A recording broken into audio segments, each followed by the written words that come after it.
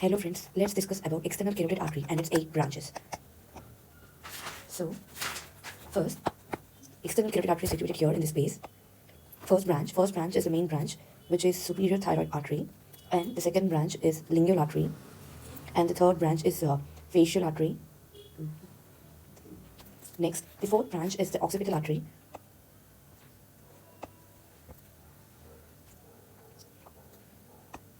It goes like this is occipital artery, and the fifth branch is the ascending pharyngeal artery, and sixth branch is the posterior auricular artery. This is external auditory canal here, and the sixth branch is posterior auricular, and the seventh branch is the maxillary artery, which is the largest branch, and it has 16 branches of its own. Next is the superficial temporal artery. This is the last one. So these are the 8 branches. So superior thyroid, lingual artery, facial, occiput, ascending pharyngeal artery. This is posterior auricular artery, and this is maxillary artery, which has maximum number of branches, and superficial temporal artery. So these are the 8 branches of external carotid artery. Now let's discuss about maxillary artery, which has the maximum number of branches. So maxillary artery, it has 3 parts, 1, 2, 3, in which the first part has 5 branches, second has 5 branches, third has 6 branches. First branch is deep to mandible, second is present between heads of lateral pterygoid, whereas sixth one is present near pterygopalatine fossa. So this is pterygopalatine fossa, big one. So 6. This is lateral pterygoid, mandible, neck of mandible. So 5, 5, 6. Okay. So coming to first part. So mandible. So coming to the first part.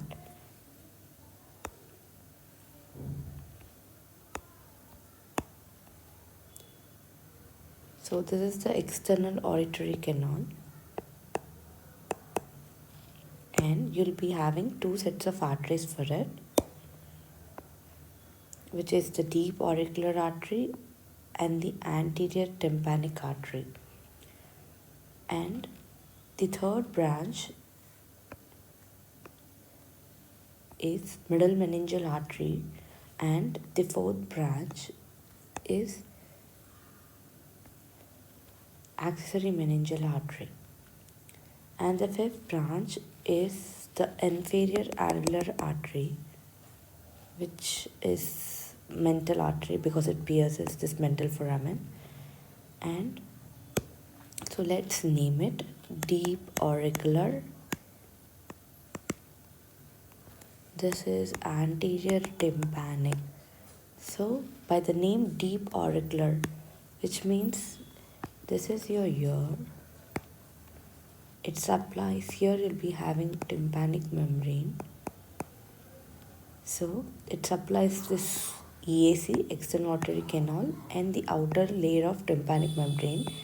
This inner ear is supplied by anterior tympanic, outer is supplied by deep auricular. And this middle meningeal artery, which pierces through, which is present in foramen spinosum, and the accessory meningeal artery, which is present through foramen ovale.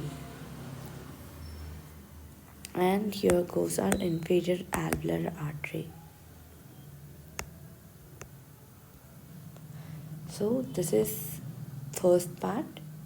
So 5 branches. Damai, remember it as Damai. Deep auricular, anterior tympanic artery, middle meningeal artery, accessory meningeal artery, and I for inferior alveolar artery. So next, coming to the other 5 branches, which is the second part, which is the muscular branches. So second part is very easy. You have to remember just the muscles of mastication. So artery to medial pterygoid. So let's test it. Artery to medial pterygoid, artery to lateral pterygoid, mesenteric artery, and buccinator, which is buccal artery, and deep temporalis, deep temporal artery, which supplies the temporalis. So deep temporal artery. here it is only deep temporal artery because superficial temporal artery supplies the scalp. So these are the second part branches, all these five branches, 1 2 3 4 5. So next coming to sixth one, this which is the third part. You can remember this as pig pass, where P is posterior superior alveolar artery. Here we already did inferior alveolar artery, so we have to find the superior one. So this is the superior alveolar artery. Infraorbital PIG, G for greater palatine, and P for pharyngeal, A for artery to pterygoid canal,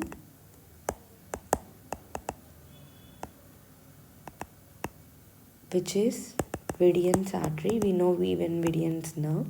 So similarly, this is Vidian's artery. Sorry. Okay. Next, S for spinopalatine. So if you remember the spinopalatine and greater palatine, these are forming Little's area.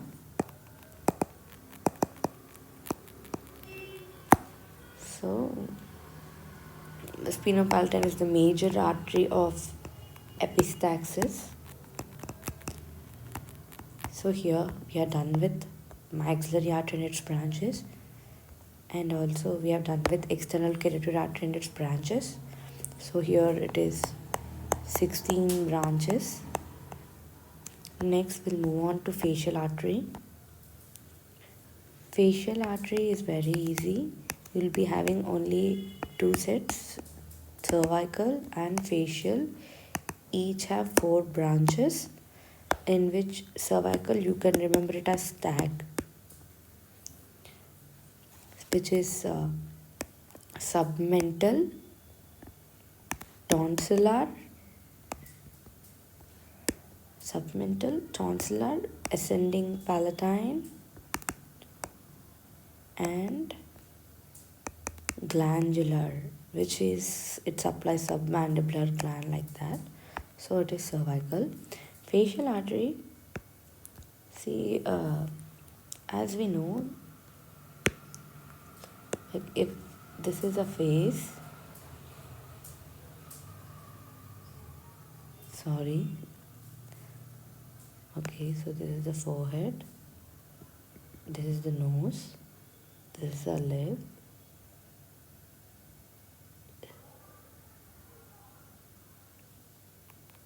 so think this as face, this as eyes. Sorry, I'm very bad at drawing. So this is the upper lip, superior labial, inferior labial,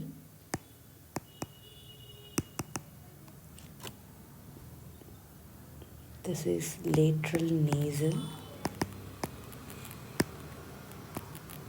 and the last one is angular artery.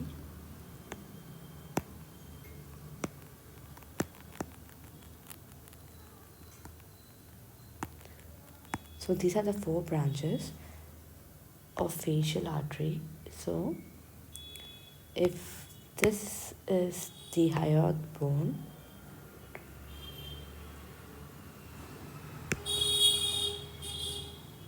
so external carotid artery, and here we'll be having facial, which pierces the mandible, like it goes deep into the mandible and gives and comes out, and these are the branches.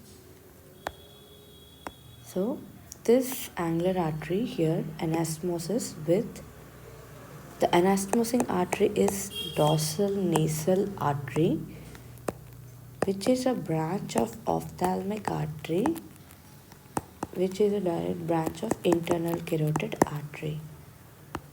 So here you go.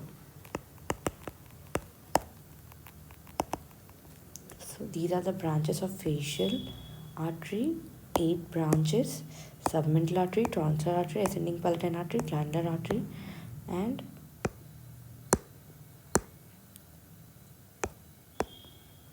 inferior labial, superior labial, lateral nasal, angular artery. So in the face, what do you have in the face? Lips, eyes, lips, nose, eyes. So that's what you're done with facial artery. And if you remember this superior labial artery is a constituent of Little's area. And next we have the subclavian artery. This has three parts. 1, 2, 3. You can remember it as vitamin C and D. So before that, what structure divides it into three parts? It's the scalenus anterior, which divides it into three parts. So coming to the first one, so if this is the scalenus anterior muscle, give me a minute. Yeah.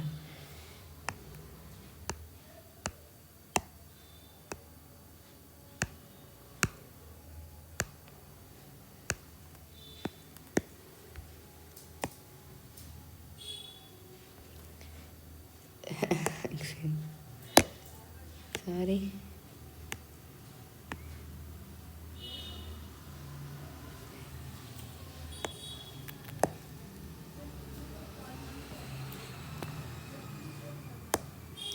Sorry. Yeah, perfect. If this is the scalenus anterior muscle, so we have three parts of the subclavian artery. So this is part 1, this is part 2, and this is part 3. So part 1 which is vertebral artery, and we have the thyrocervical trunk and internal thoracic artery. So vertebral artery, internal thoracic artery, and thyrocervical trunk. So again, in this thyrocervical trunk, it has three more branches, which is inferior thyroid artery. If you remember, superior thyroid artery is the first branch of external carotid artery, and now this is inferior thyroid artery. Next, transverse cervical artery. Next, suprascapular artery. These are the three branches of thyrocervical trunk, and we are done with the first part of subclavian. Next, second one is C, costocervical trunk. What you have to remember in this costocervical trunk is that you'll be having, like, it covers costo means ribs, right? So first and second rib are supplied by this costocervical trunk directly, and remaining 3 to 12 ribs are supplied from coarctation of aorta, directly aorta. So these are posterior intercostal arteries. These are superior intercostal arteries. So what I mean is, in coarctation of aorta, we couldn't see it from the first and second rib, that rib notching. We see from the 3rd to 12th.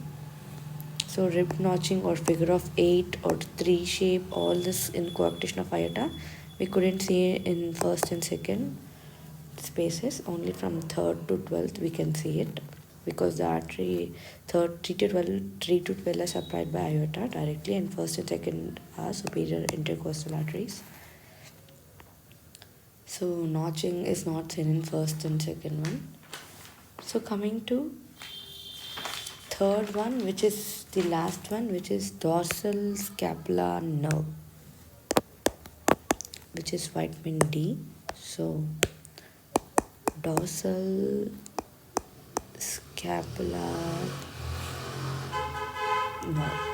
Sometimes it may be present or may not be present. If it is absent, it is like a deep branch of thyrocervical trunk. So that's it. These are the branches of the main arteries: subclavian, facial, maxillary, external carotid artery. That's all. Thank you. Bye bye.